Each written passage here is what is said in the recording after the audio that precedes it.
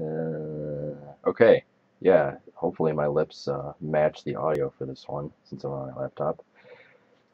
Good morning. This is the podcast for the Sabres Panthers game that I was just in attendance at.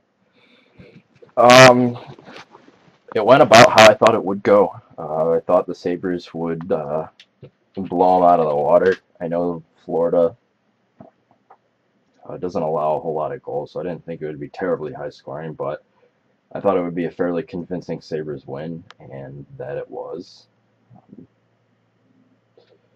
was kind of hoping that either Scott Clemenson or Tyler Plant would get the start and goal for the Panthers just to make it easier on us, but for whatever reason they insisted on throwing Tomas Vokoun again, and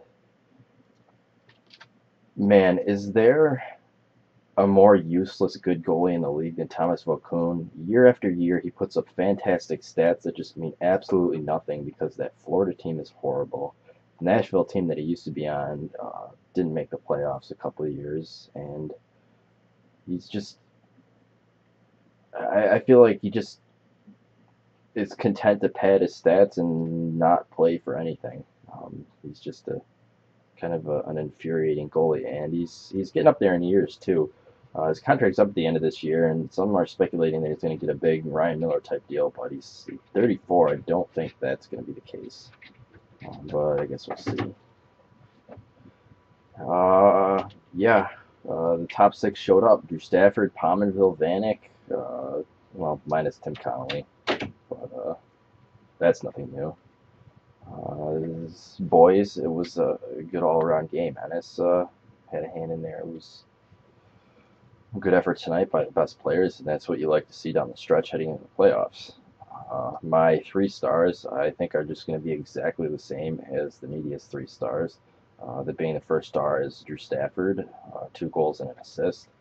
Second star, Jason Pominville with a goal and an assist, and the third star, Tyler Ennis with 2 assists. Who I I really felt like Ennis wasn't having its best game, but he was still productive, so I guess that's a good thing to see.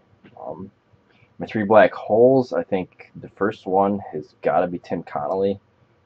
He did not look good at all. Um, uh, and he didn't look good at the things that he's usually good at, like handling the puck. I thought he was very weak with the puck today, and had a few turnovers, especially on the power play, and just did not really seem to show up at all. Um, we have the second black hole to Mark Mancari, I guess.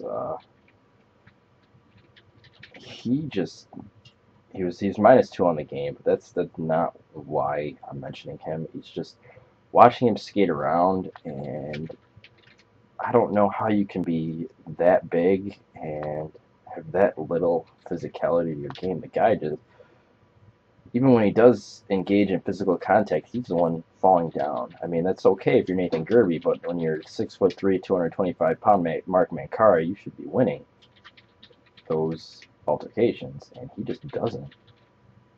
And I'll give the third black hole to Paul Gaustad. He was -2. He's probably all right. Um, Again, it's a blowout win, and it's kind of hard to give black holes in a blowout win because typically not a lot of guys really play poorly in those. But I'll give him that other one. Um,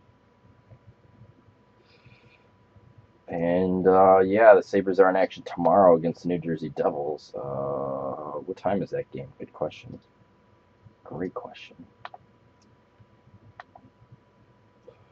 That would be 7 p.m. at HSBC Arena. Well, I knew that part.